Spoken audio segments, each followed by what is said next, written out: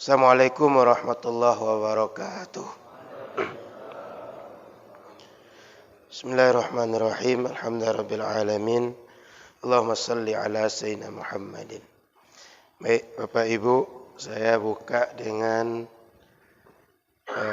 kita berdagang biasanya untuk mencari hasil, cari uang masa mudanya. Ada beberapa kemungkinan. Satu, orang berusaha dapat uang atau imbalan. Dua, tidak berusaha dapat uang. Kedua, masih orang berusaha.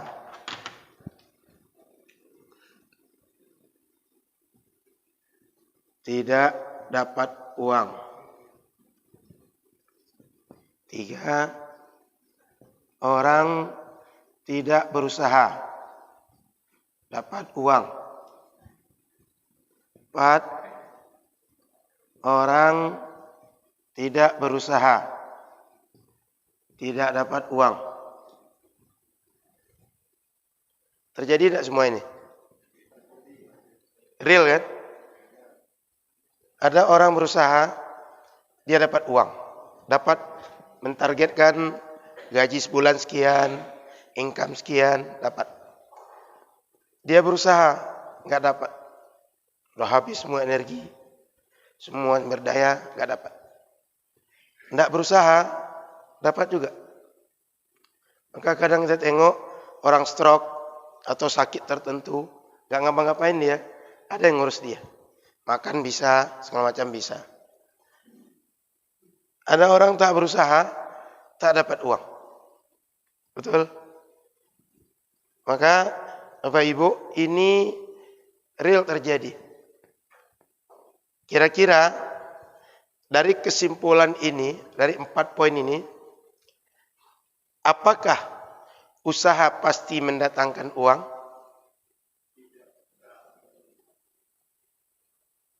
Saya ulang. Apakah usaha pasti mendatangkan uang? Apakah tidak usaha pasti tak mendatangkan uang? Juga tidak. Kenapa? Uang ini bagian dari rezeki. Ya kan? Rezeki ini murni Allah yang atur. Maka adatnya atau kebiasaannya yang kita lihat dunia manusia, orang berusaha dapat uang. Adatnya, kebiasaannya. Orang makan kenyang. Orang makan bisa enggak kenyang. Orang enggak makan bisa kenyang. Orang enggak makan bisa enggak kenyang. Betul enggak? Maka rezeki, uang itu bagian dari rezeki yang ngaturnya Allah. Dia akan kasih kepada siapa yang dia mau. Maka Bapak Ibu enggak perlu risau kalau ada orang dia sibuk ibadah, sibuk zikir, sibuk berdoa. Menurut kita dari mana dia dapat uang? Enggak perlu risau. Kenapa? Yang ngatur itu ini. Juga enggak usah terlalu pede. Orang tiap hari dia kerja, 24 jam dia kerja, dia pasti banyak uang. Enggak usah terlalu pede gitu. Paham Bapak Ibu? Maka kita itu cuma menjalankan hukum kebiasaan ini. Bukan hukum kelaziman. Kalau hukum kelaziman, jika kerja pasti dapat uang. Jika tak kerja pasti tak dapat uang. Realitanya enggak gitu. Betul? Jadi yang kita lalui hukum kebiasaan. Hukum kebiasaan ini berlaku juga kalau kita terjemahkan ke obat juga bisa nih. Orang minum obat sembuh. Orang minum obat enggak sembuh. Orang enggak berobat sembuh. Orang tak minum obat sembuh. Paham? Itu sama itu. Jadi ini tinggal tukar aja. Orang berobat sembuh. Orang berobat tak sembuh. orang tak berobat, sembuh. Orang tak berobat, tak sembuh. Paham Bapak Ibu? Agar kita ini dalam hidup enggak terlalu matematis, materialis dalam menghitung hidup ini. Tapi badan kita optimal menjalankan kebiasaan, tapi hati kita optimal berserah kepada aturan Allah. Nah, orang beriman itu di situ dia. Badan dia selagi bisa usaha dia usahakan. Tapi hati dia tak pernah lepas dari yakin dengan aturan Allah.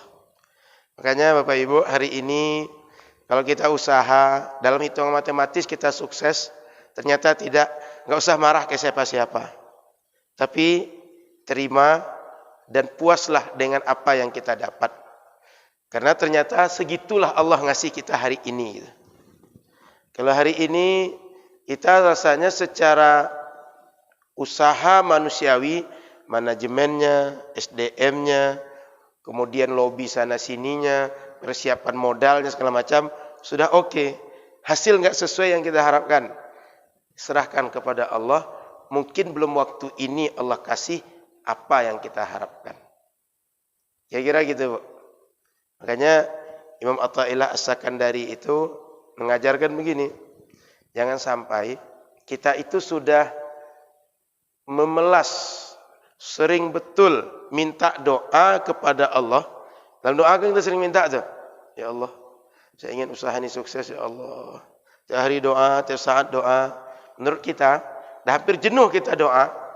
Lalu enggak juga dikasih sesuai yang kita minta. Jangan putus asa sampai di situ. Kenapa? Dia akan kasih apa yang terbaik untuk kita menurut dia. Untuk kita, tapi menurut siapa? Menurut dia. Di waktu yang terbaik untuk kita menurut dia. Ini agak sedikit butuh keikhlasan dengarnya, Bu. Kalau enggak payah memahaminya. Jadi menurut dia untuk kita.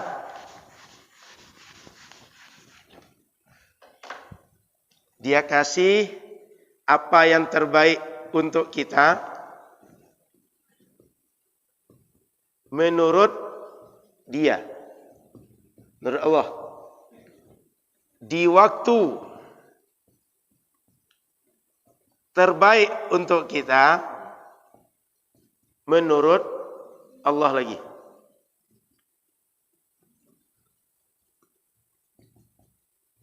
Nah, gitu. Jadi terbaik untuk kita menurut Allah, di waktu terbaik untuk kita menurut Allah. Kira-kira Bu, Pak, kalau kita dapat sesuatu, lebih baik ukuran itu menurut takaran kita atau menurut takaran Allah? Atau menurut ilmu Allah? Kenapa lebih baik menurut ilmu Allah dibanding ilmu kita? Baik, selain itu, berarti di sini ada dua, Pak. Ilmu manusia, ilmu Allah. Betul? Menurut kita, hari ini kita sukses itu terbaik. Menurut kita tahun ini kita sukses itu terbaik. Menurut Allah tidak begitu. Berarti ada dua ilmu kan? Ilmu manusia, ilmu Allah. Oke. Ilmu manusia ini kekurangannya dia terbatas. Pengetahuannya enggak banyak. Ilmu Allah enggak terbatas. Kita dalam pandangan kita sekarang, persepsi kita sekarang, saya kalau enggak dapat uang 100 juta bulan ini, saya bakal kolaps. Menurut kita. Saya kalau enggak dapat uang 100 juta bulan ini, karyawan saya enggak bergaji. Menurut kita. Menurut Allah belum tentu begitu. Menurut Allah, dia ilmunya tidak terbatas. Boleh jadi Betul kita nggak dapat, tapi dia berikan solusi. Gimana karyawan tadi dia nggak berhenti, gaji nggak dapat, tapi tetap jalan misalnya. Atau cara yang lain. Maka di kita itu sering terbatas ilmu kita, tapi merasa itulah patokan berhasil dan tidak. Sementara ilmu Allah nggak terbatas. Dia tahu besok itu kita perlu apa, bulan depan, tahun depan perlu apa. Tahun ini kita patut dikasih apa, tahun depan patut dikasih apa.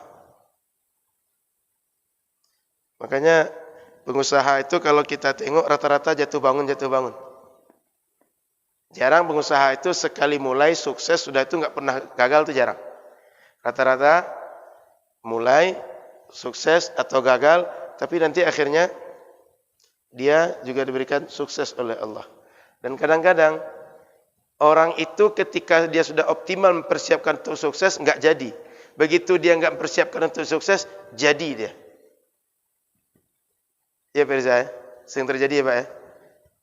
Maka Bapak Ibu, dalam hidup ini, disinilah pentingnya iman kepada qada dan qadar yang baik dan yang buruk datang dari Allah Subhanahu wa taala. Sehingga hidup yang paling nikmat itu adalah berserah diri dengan yang Allah berikan kepada kita dan berpuas diri dengan apa yang menjadi pemberian Allah untuk kita. Makanya orang Islam itu kalau paham konsep ini, dia optimal berusaha, tapi kemudian hatinya berserah diri, berpuas diri. Orang Islam ini enggak punya sifat putus asa dan enggak pemalas. Tapi dia rajin, tapi di balik rajin dia itu ada rasa tawakal dalam hati. Ada rasa berpuas diri, ada rasa berserah diri. Kalau Allah kasih sekian, berarti Allah cuma kasih saya rezeki hari ini sekian. Maka saya tak bisa memaksakan lebih dari itu. Contoh sederhana, kita enggak usah samakan, tapi sederhana saja. Bapak Ibu punya anak 10 misal. Punya uang 1 juta, ini mau dikasih semua sama anak. Apakah Bapak Ibu 10 juta itu kasih 100 ribu masing-masing anak? Bisa iya, bisa tidak. Iya kan? Ada yang Bapak Ibu ingin kasih satu anak 200, yang lain 50 ribu. Yang lain mungkin 150, yang lain 100. Yang lain mungkin ada 500, yang lain 100. Kenapa? Bapak Ibu nengok anak ini, ada yang perlu dikasih 100. Betul, Bu? Ada yang perlu dikasih 200. Ada yang perlu dikasih 50. Kira-kira pendekatan ini agak paham tidak dengan bagaimana Allah ngatur tadi? Agak paham ya? Jadi mudah-mudahan ini jadi pelajaran bagi kita. Sehingga dalam hidup ini kalau terjadi gagal, terjadi sukses, jangan pernah patah hati. Tapi tetaplah optimis, yakin bahwa ada masanya kita dikasih Allah banyak, ada masanya dikasih Allah sedikit. Maka hari ini kalau ada orang dia merasa sudah usaha banyak, belum bisa juga buat rumah, enggak usah sedih hati. Hari ini dia sudah usaha banyak, merasa patut punya mobil seperti yang lain, tapi enggak dapat mobil, enggak usah patah hati. Terus berusaha, optimalkan usaha manusia kita, biarlah Allah atur kapan, berapa, di mana, bagaimana dia ngasih untuk kita. Contoh mudah yang terjadi ini. Ketika Ismail dengan Hajar, yang cari air siapa? Yang dapat air, ya kan? Yang cari air Siti Hajar. Bolak-balik sehingga kita sekarang sa'i, Safa itu. Safa Marwah sa'i kita. Tapi Ismail dia cuma nangis. Dia cuma mengatakan kebutuhannya. Anak nangis itu kan menyatakan kebutuhan kan? Kalau bahasa kita doa. Kalau anak, ma saya haus. Dia enggak bisa bilang itu. Dia cuma bahasanya nangis. Ma saya lagi kedinginan. Saya lagi kepanasan. Saya lagi gatal. Saya lagi, mohon maaf. Kalau buang air itu enggak enak rasa pantatnya karena belum dicuci. Saya enggak nyaman. Bahasanya semuanya nangis. Dia bahasanya pada Allah, saya nangis. Saya ini butuh air. Enggak ada air ya Allah. Siti Hajar, saya ini butuh air, anak saya butuh, saya juga butuh. Dia cari dengan badan dia. Tapi yang dapat, hentakan kaki Ismail. Ismail kakinya kuat atau tidak? Kokoh tidak? tapi yang lemah itu yang menghasilkan air, yang kuat tidak menghasilkan air. Paham Bapak Ibu? Jadi hidup ini jangan dipaksakan dengan ini semua. Tapi pakailah iman agar nikmat hidup ini. Bapak Ibu enggak stres dalam hidup. Kalau pakai ini, Bapak Ibu sering stres dalam hidup. Karena nalar kita, harusnya saya dapat nih, kok enggak dapat juga. Ujung-ujungnya mungkin istri dimarahi, mungkin anak marah. Ini gara-gara kamu nih. Gara-gara kamu saya lambat pergi kantor tadi. Saya enggak ketemu dengan klien saya. Akhirnya saya enggak dapat tender yang ini. Kadang-kadang terjadi ya Bapak Ibu. Maka mudah-mudahan dengan paham seperti ini Bapak Ibu, dalam hidup ini tetap usaha maksimal, tapi hatinya tetap tunduk yakin kepada Allah Subhanahu wa ta'ala. Baik, saya lanjut. Bab kajian kita pagi ini terkait tentang salam. Akad salam namanya.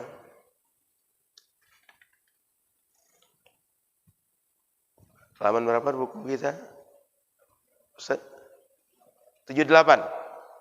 Yang ada buku silakan tengok halaman 78. Faslun wa yasihu salamu halan wa muajjala fima takamala fihi khamsu syara'id ay yakuna madbutan bis sifah wa ay yakuna jinsan lam yakhtalit bihi ghairuh. Katanya ada akad salam.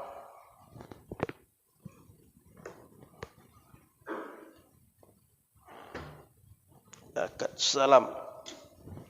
Dalam jual beli, kita itu kadang Bapak Ibu menyerahkan uang atau menyerahkan barang itu enggak bisa sama-sama bisa serah barang dengan uang. Ada yang satu bisa serahkan uang tapi tak ada barang. Ada yang satu punya barang tapi enggak bisa menyerahkan uang dan seterusnya. Maka syariat berikan solusi.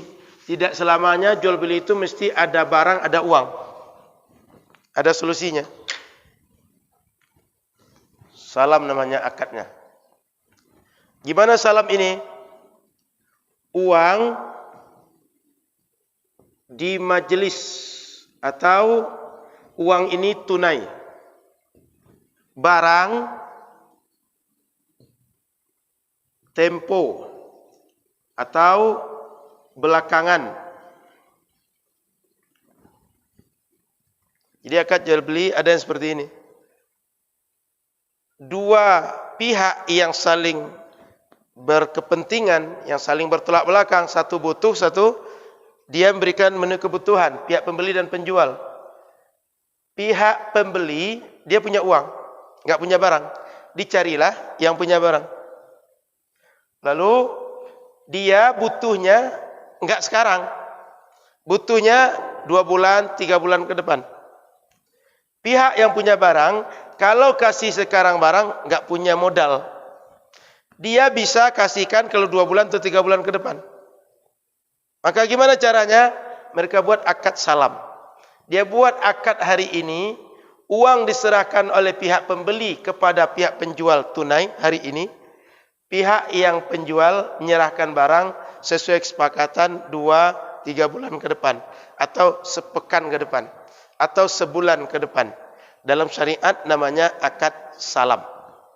Dengan syarat, akad ini uang diserahkan di majelis, barang di belakang. Tidak boleh uang belakangan, barang belakangan. Enggak boleh. Kenapa? Enggak ada yang ngikat keduanya. Kalau enggak ada yang ngikat, keduanya otak ambuh-ambuh itu. Paham otak ambuh-ambuh? Enggak jadi barang itu. Atau sama-sama berjanji. Sama-sama berjanji, jangan-jangan keduanya nanti sama-sama bersilat lidah. Ujung-ujungnya heboh. Tapi kalau uang sudah di tangan, barang belum diserahkan, maka pihak penjual dia akan berusaha, ini uang dah saya terima.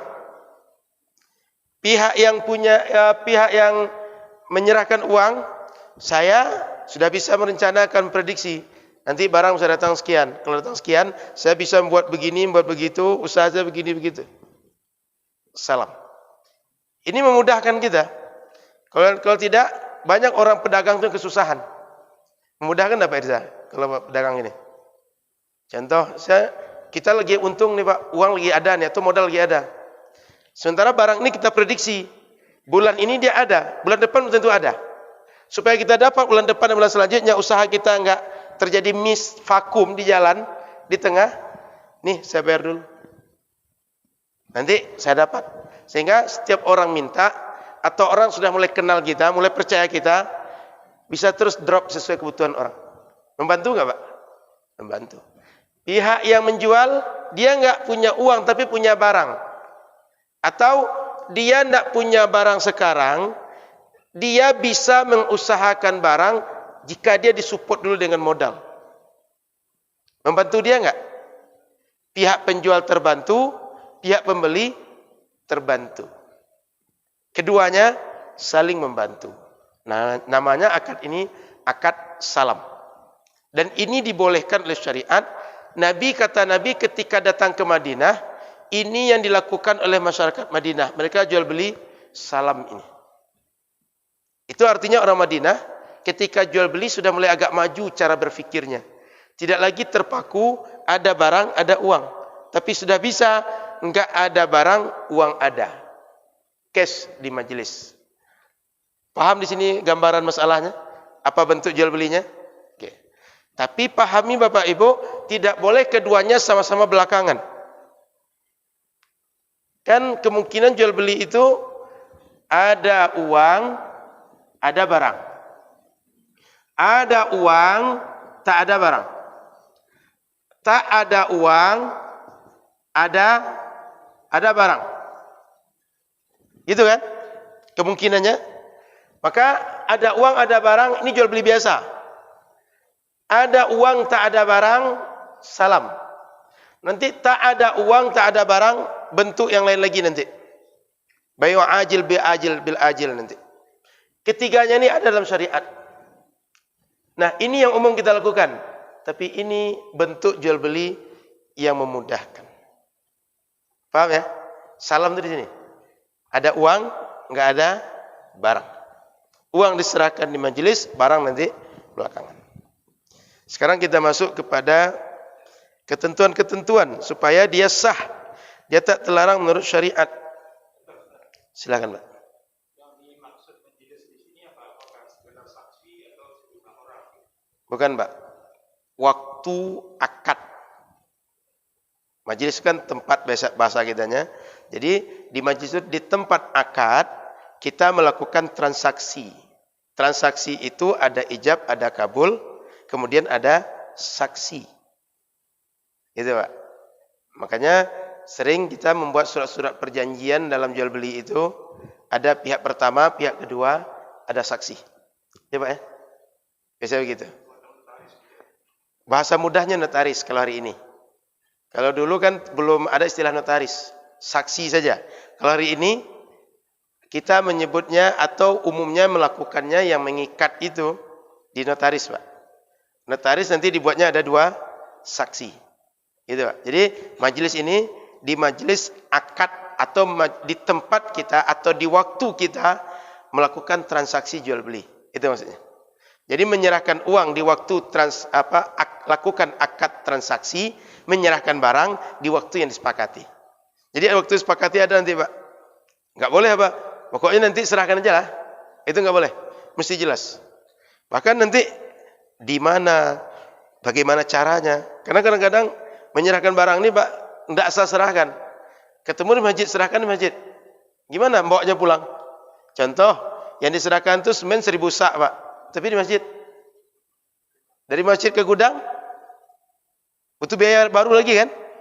Butuh waktu lagi kan? Butuh orang lagi. Maka ada sepakatan-sepakatannya nanti. Cukup dulu Pak. Saya lanjut. Baik. Bapak Ibu rahmati Allah Subhanahu wa taala, di dalam hadis sudah saya bacakan tadi. Kalau hikmah paling mudah, hikmah itu adalah memudahkan kedua belah pihak. Hikmah kenapa ada salam di syariat.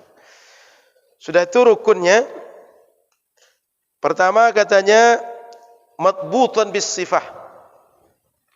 Barang. Kan tadi ceritanya Sekarang pikiran Bapak Ibu, uang diserahkan di waktu akad, barang belakangan.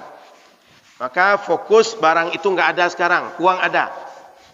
Paham ya? Uang nggak ada, barang ada. Karena barang nggak ada, uang ada, maka syarat pertama, barang tersebut mesti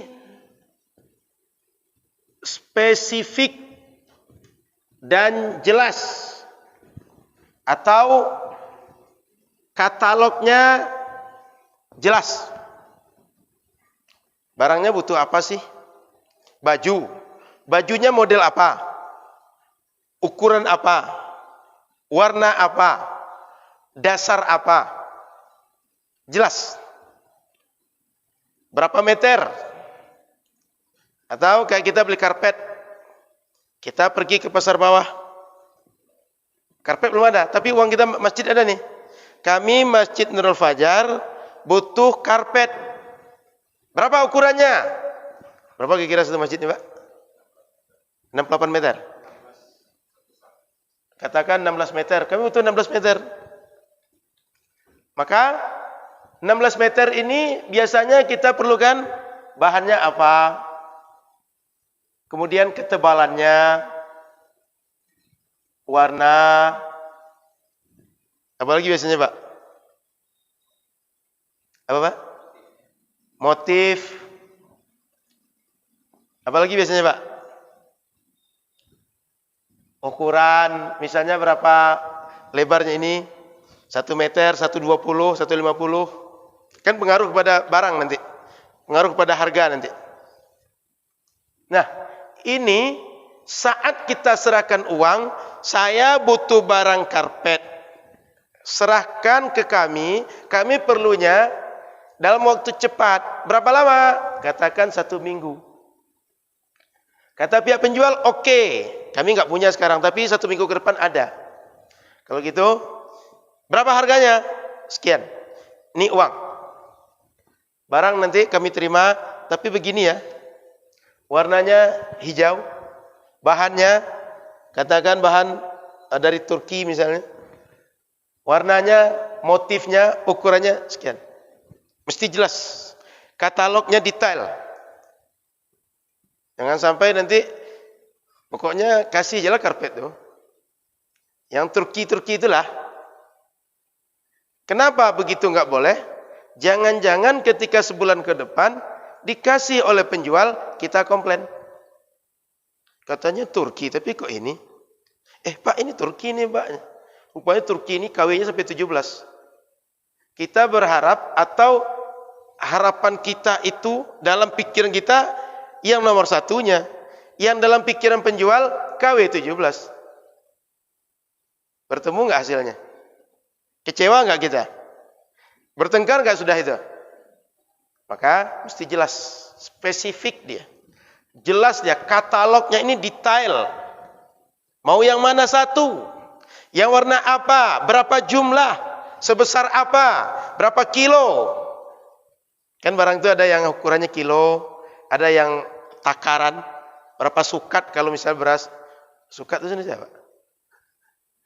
Berapa sukat beras misalnya sukat. Kan kayak minyak itu kan literan kan. Kalau padi itu gantang, gantang. Berapa gantang? Mesti jelas. Kalau ukuran berapa senti, berapa meter, ketebalan berapa mili dan semacam, mesti jelas. Bahannya apa? Jelas. Warnanya, kadang warna itu mempengaruhi Bapak Ibu. Sebagian orang dia punya warna yang menjadi ikon branding dia. Dikasih sesuai branding, menguntungkan dia. Enggak sesuai branding, dapat manfaat, tapi enggak sesuai branding dia. Pengaruh pada usaha dia. Jadi spesifik, jelas barangnya ini. Detailkan di katalog ini. Kalau kita beli alat mesin itu, kan kadang-kadang ada kode-kode dia kadang. Kalau cat kodenya sekian, bahannya itu, mereknya itu, jelas. Paham poin ini ya? Jelas barangnya, detail sifatnya. Jangan sampai sifatnya itu ngambang. Kayak ada tadi burung saya nampak bagus warnanya kayak burung tadi itu. Kayak burung itulah warnanya. Pihak penjual nggak nengok, Mana lah burung Pak? Ada tadi itu di sana dia katanya. Ayolah Pak, nanti kalau lewat lagi burung itu saya perhatikan nanti sebab kayak gitu katanya. Rupa burung itu nggak lewat lagi. Apa yang terjadi? Orang tadi kecewa. Kan saya mintanya kayak burung yang ada di situ waktu itu. Kata penjual, saya dah tunggu-tunggu burung itu Pak nggak lewat dia Pak. Maka saya rancangnya lagi. Biasanya burung lewat sini warnanya begini Pak. Rupanya pas Bapak lewat itu burung yang lain lewat sekali itu katanya. Maka harus jelas, detail, terukur. Katalognya detail. Paham ya? Syarat satu. Syarat kedua.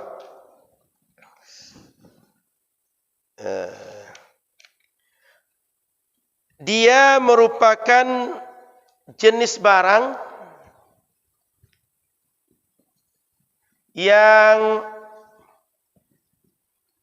tidak bercampur dengan yang lain.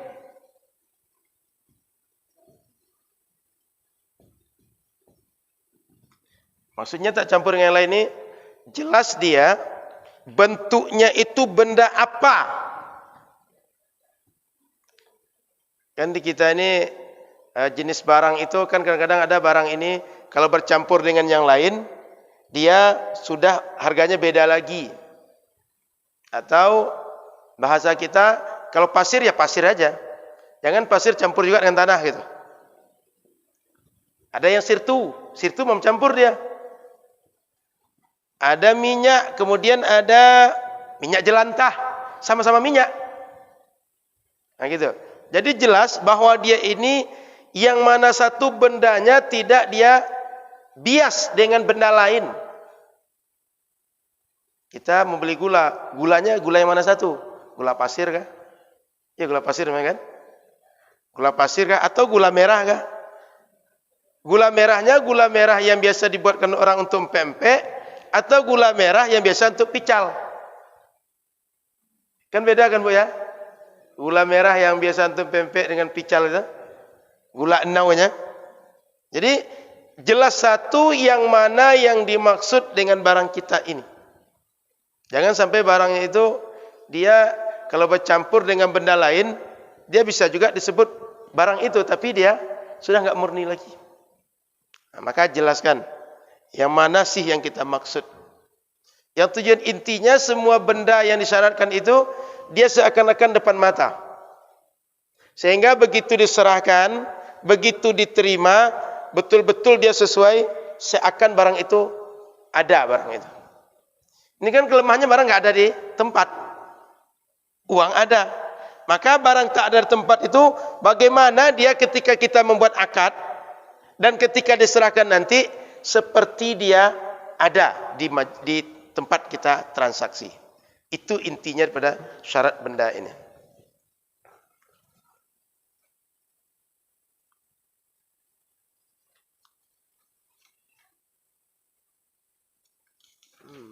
Baik. Kemudian wa alla yakuna muayyanan wala min muayyan. Kemudian katanya tidak boleh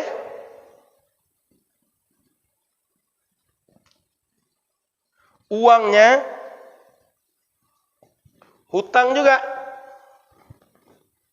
Barang hutang, uang hutang. Komitmennya di mana? Yang ngikat apa? Enggak ada yang ngikat kan? Cuma janji saja. Yang nama janji, kata orang itu, kan uang belum saya kasih. Enggak usah lah jemput. Kata pihak pembeli, saya sudah sediakan. Kan kita sepakat waktu itu. Tapi kalau ada uang, pihak penjual, dia berusaha mendapatkan ganti uang dia. Pihak penjual berusaha mewujudkan karena dia sudah terima uang orang. Maka tidak boleh hutang dibayar dengan hutang. Mesti satu cash, satu hutang. 4.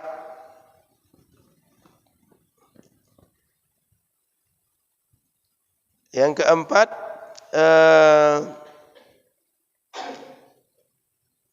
mohon maaf. Yang kedua, ada satu lagi yang keempat. Walam tadkhulhun nar halatuhu.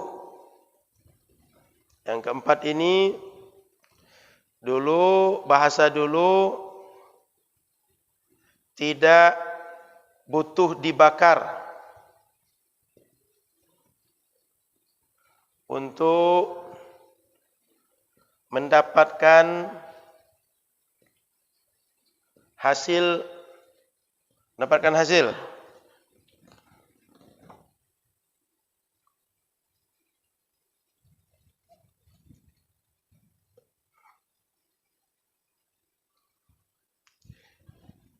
Maksudnya ini barang ini nggak butuh dimasak dulu Bapak Ibu. Artinya dia tidak butuh proses lanjutan.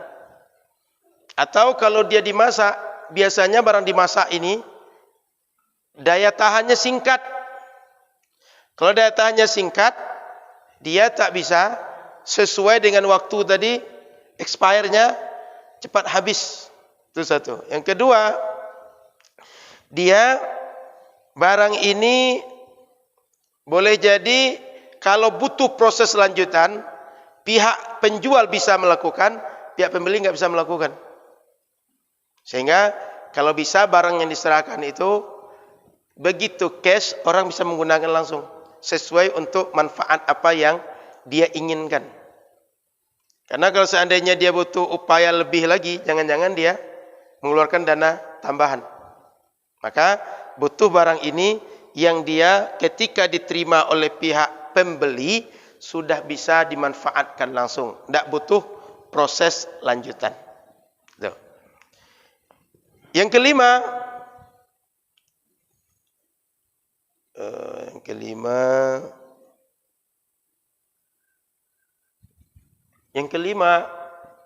jelas yang mana satu yang diserahkan, yang dimau. Jangan sampai nanti saya tanah-tanah yang di bukit lah tanah timbunnya.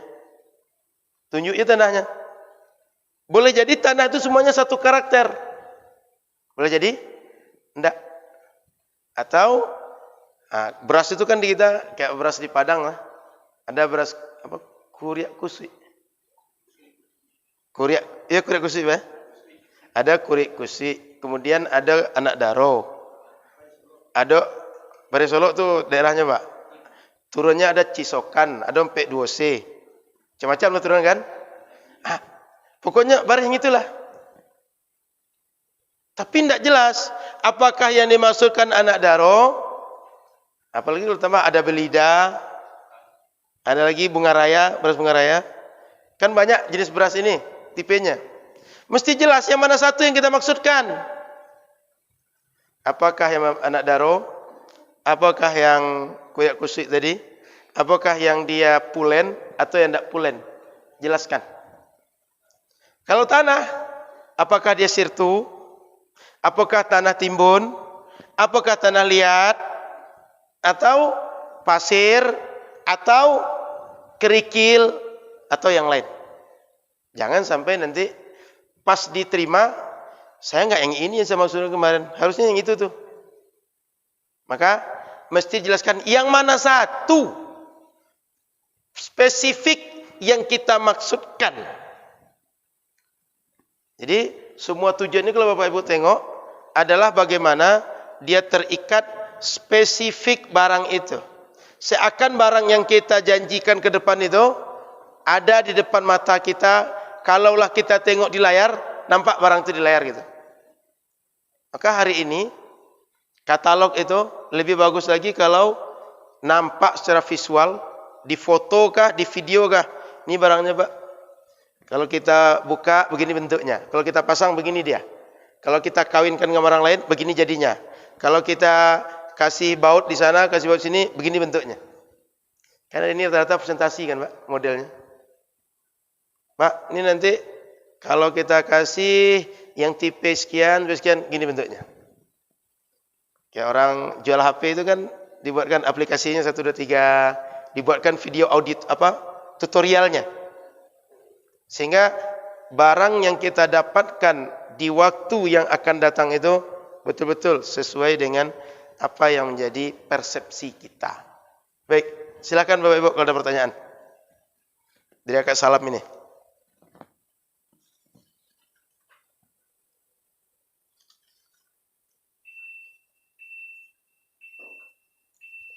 Ada? Silakan Bapak Ibu. Tak ada? Kalau tak ada, ini syarat. Ada rukun yang mesti kita perhatikan. Tapi kira-kira Bapak Ibu, ini bahasa kita mudah hari ini, bagaimana barang yang belum diterima itu, dia seperti ada depan mata. Detail, spesifik, jelas. Paham ya? Uangnya diserahkan di saat akad, tidak hutang. Itu dua poin pentingnya dalam akad salam ini. Baik. Sudah itu, ada rukun yang perlu diperhatikan.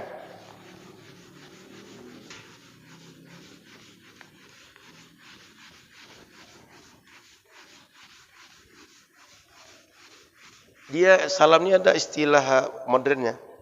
Kira-kira dalam jual beli apa istilah ini Pak? Kenal nggak Pak? Apa Pak? Cash before delivery ya. Ada lagi istilah lain atau Pak Haji? Jadi gitu. Jadi intinya prinsip ini sudah banyak dilakukan. Cuma dulu istilahnya ini salam namanya. Hari ini mungkin tak menyebut salam, tapi prinsipnya sudah ada. Nah, syariat itu dia prinsip yang ditanamkan sejak dahulu oleh Nabi, ditanamkan oleh Al-Quran. Bentuk praktek setiap masa silakan berubah, tapi prinsip ini mesti. Kalau kita tengok aja tadi, prinsip yang ditekankan itu mesti ada kejelasan. Supaya apa? Kedua belah pihak merasa dia betul-betul mendapatkan apa yang diharapkan dan menghindari terjadi cekcok, terjadi perbedaan persepsi, lalu mereka nanti bertengkar, ujung-ujungnya pecah. Menghindari itu. Betul Pak? Baik, ada yang mesti diperhatikan dengan baik. Satu rukun, satu ijab, dua qabul. Ini mesti jelas ijab qabulnya. Ini akad apa yang kita buat? Bendanya apa? Kapan? Siapa? Ijab qabul. Saya rasa perlu jelaskan lagi. Jelas ijab dari pihak pembeli, qabul pihak penjual. Ijab dari pihak pembeli, qabul pihak penjual. Kemudian syarat berikutnya adalah rukun berikutnya ada pihak al-muslim istilahnya. Kemudian al-muslam ilaih.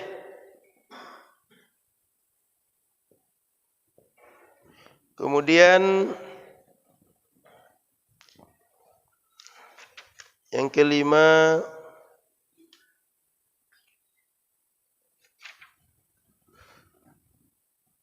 ini al-muslim ini bahasa lainnya pembeli. Ini penjual. Yang kelima uang. Uang diserahkan tadi itu. Yang keenam al-muslam fih. Ini barang yang diserahkan belakangan. Nih. Jadi ada ijab, ada qabul, ada al-muslim pihak pembeli, ada al-muslam ilaih pihak penjual, kemudian ada uang yang diserahkan di majelis waktu akad transaksi, ada al-muslam fih barang yang diserahkan di waktu yang disepakati. 6 ini rukunnya mesti ada. Ada ijab, ada qabul, ada pembeli, ada penjual, ada uang yang diserahkan, ada barang yang diserahkan belakangan. Rukunnya. Jadi harus ada semuanya, enggak boleh satu kurang, enggak sah jual beli salam. Kemudian ada ketentuan-ketentuan terhadap barang yang akan kita serahkan itu. Ada 6 sudah ketentuan barang yang akan diserahkan.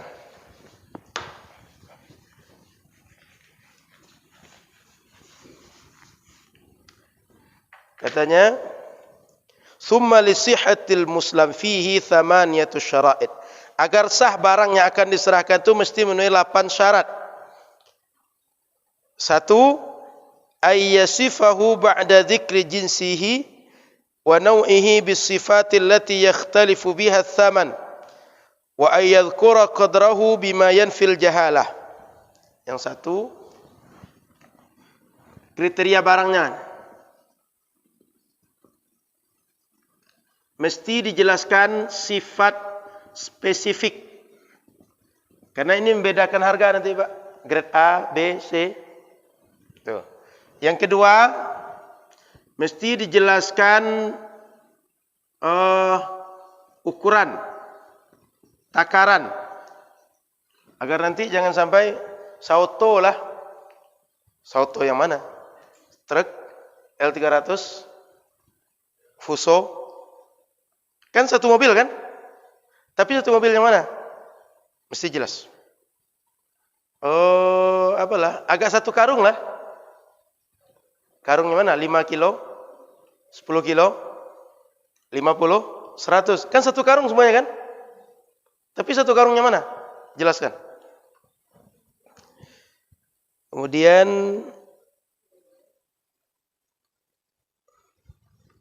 di tempatnya di mana? Tempat penyerahan. Serah terima di gudang, serah terima di kantor saya, serah terima di rumah saya, serah terima di rumah si Anu. Jelaskan. Kenapa? Ini kalau hari ini kita tengok, kalau kita praktekkan butuh kos, apalagi barang-barang jumlahnya banyak. Tapi kalau uang cuma bentuknya kertas atau emas graman, di mana saja gampang terima. Tapi coba, yang diterima itu bentuknya semen 10.000 sak. Di mana kita ketemu lah saya serahkan ya. Ketemu di Rimbo Panjang. Rimbo Panjang waktu itu kita sedang mau ke Bangkinang, dia juga mau ke Sumbar. Nanti di jalan kita serahkannya. Mobil yang dibawa kayak mobil saya pula. Sedan Agia itu. Gimana saya menyelesaikannya 10.000 tadi? Paham Bapak Ibu? Jelas tempatnya di mana? Sepakati tempatnya di mana? Tempat penyerahan. 4.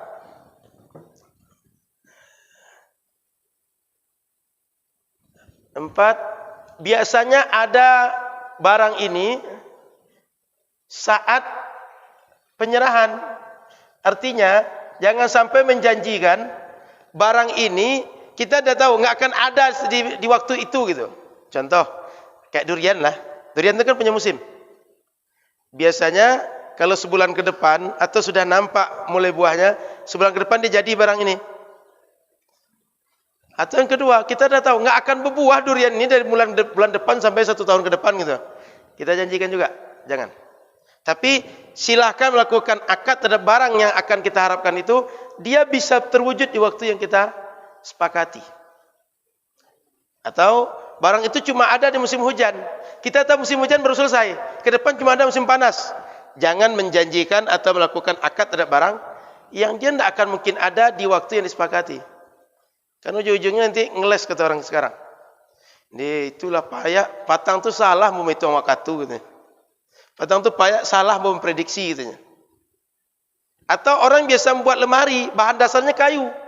Dia tahu kayu di sekitar dia sedang susah. Dia janjikan pula di waktu yang dekat. Biasanya, insya Allah ini seminggu dapat saya kayu ini katanya. Tidak dapat. Tapi kalau dalam sebulan mungkin dapat kayu.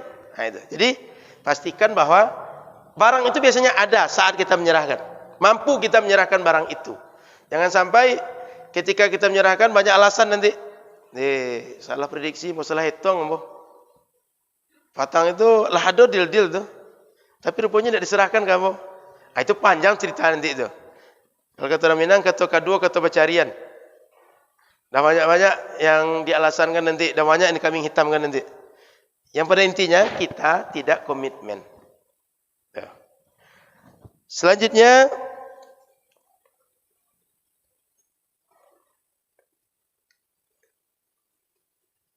waktu penyerahan kapan? Apakah diserahkan di hari Ahad atau hari kerja? Ini pengaruh bagi orang. Saya kalau serahkan hari Minggu, pegawai saya nggak ada. Berarti kalau saya terima barang itu butuh cari orang baru. Butuh orang pergi ke kantor untuk buka kantor. Itu pengaruh Bapak Ibu. Maka sepakati waktunya kapan? Saya kalau serahkan pagi, saya lagi pengajian di masjid, nggak bisa terima barang. Maka barang itu nggak bisa di hadapan saya. Mohon maaf. Ada kami renovasi rumah Quran di Duri. Ada tempat, kalau pasirnya itu biasanya berminyak pasir itu. Sehingga kalau sudah dicat, itu keluar kayak warna pirang-pirang itu. Mungkin terbayang Bapak Ibu, setelah dicat, rumah itu baru dicat. Baru dibuat, baru dicat, tapi keluar kayak apa koreng-koreng warna kuning-kuning itu dia, warna emas dah. Ada pasir yang begitu, tapi ada pasir yang tidak seperti itu. Lalu dia serahkan, ditunggu-tunggu oleh tukang, supaya tukang kerja nggak datang. Rupanya diserahkan kapan? Malam. Lalu celetuklah kawan yang lain. Ini barang ini, pasir ini kenapa belum dikerjakan gitu. Saya mintanya bukan yang ini, yang satu lagi. So yang ini berminyak, yang satu lagi nggak minyak. Saya minta yang tidak berminyak dikasih berminyak. Otomatis saya nggak mau terima. Saya suruh diambil lagi. Apa kata kawan satu lagi? Ini diantarnya pas malam atau pas siang katanya. Malam kalau diantar sudah maghrib dia datang. Apa kata kawan yang tadi itu? Pengalaman saya dah buat rumah dan kerja ini semacam. Kalau dah malam diantar, biasanya ada sesuatu kata dia. Contoh sesuatu itu, barangnya barang KW yang diantar. Bukan barang asli. So kalau siang kan terang kan? Jelas kan? Kalau malam, orang nggak jelas, nggak detail. Orang mau mendetailkan, cahaya nggak cukup. Maka Bapak Ibu, waktu penyerahan ini penting. Kapan diserahkan? Di waktu kita bisa atau tidak? Di waktu yang bisa kita melihat dengan seksama atau tidak? Termasuk kita itu punya GM. GM itu jam kerjanya jelas. Kita ini orang yang nggak menguasai detail apa yang kita beli. Kalau ada GM ini yang detail, dia paham. Ini terima, ini tidak bos katanya. Orang penjual tadi dia ngerti. Kalau nggak ada GM, bapak ini bisa dialua. Dialua itu maksudnya itu. Dibodoh-bodoh ya pak ya. Bisa dibodoh-bodoh ya. Bisa dikarungi lah gitu. Jadi dia cari waktu, yang GM itu nggak ada. Maka waktu penyerahan itu penting. Kenapa? Dia mempengaruhi terhadap komitmen dan apa yang diharapkan orang bisa didapatkan sesuai dengan yang dipikirkan dia. Kemudian yang keenam, harga atau nilai atau uang. Jelas berapa? Jangan sampai pokok uang seginilah. Dipegangnya uang segenggam. Dalam gambaran kita uang 100.000 semua. Rupanya pas dihitung 100.000 bagian luarnya, bagian dalamnya 10.000 semua. Jelas. Saya belinya 1 juta ya. Saya belinya 7 juta ya. Saya belinya seharga untuk 100 juta. Jelas uangnya. Nilainya, harganya atau uangnya jelas berapa yang kita serahkan dan berapa kita mau. Yang ketujuh, uang diserahkan cash di tempat transaksi. Kan ceritanya tadi salam ini barang belakangan, uang duluan.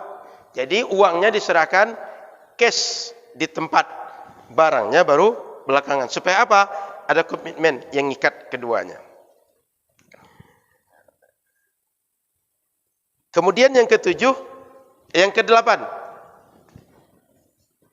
tidak ada khiyar syarat.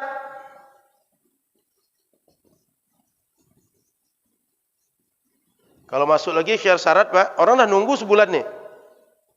Kalau begini barangnya syaratnya harus begitu.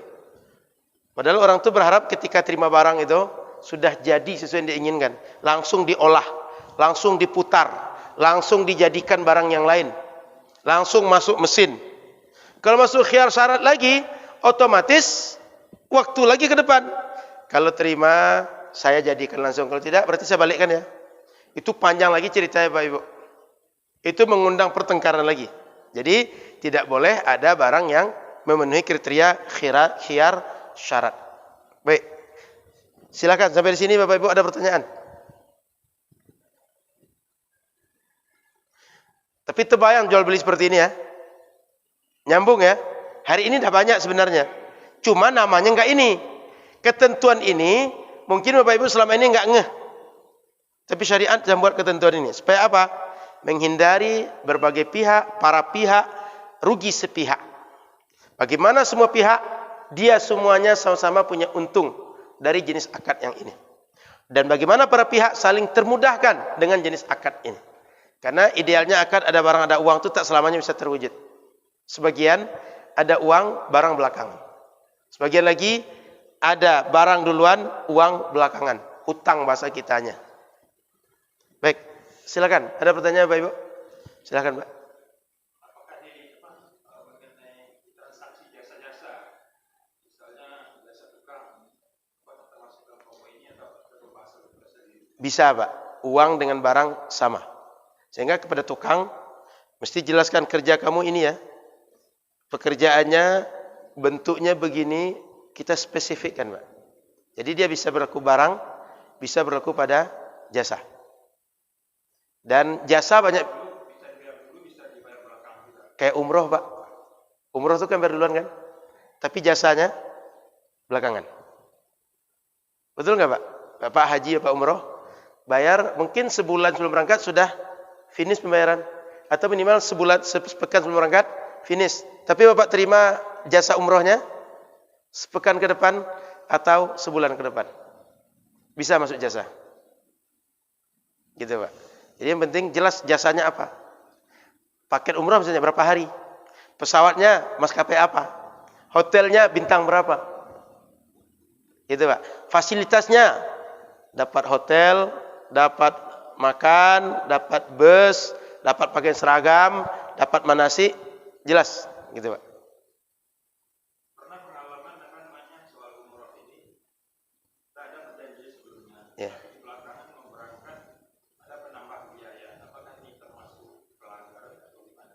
Karena mungkin harus dolar naik, turun atau Baik, saya kira itu penambahan itu enggak masuk dalam akad ini lagi Pak. Tapi itu adalah ketika dijalani di lapangan ternyata terjadi perubahan. Makanya biasanya di travel atau di umroh itu dibuat klausul bahwa harga bisa berubah sewaktu-waktu atau harga mengikuti nilai kurs rupiah terhadap dolar. Itu dibuat syarat begitu Pak. Kalau enggak, orang travel bisa rugi sepihak. Atau di awal dibuat sepakatan, Pak, ini kami terima sekarang, harganya segini.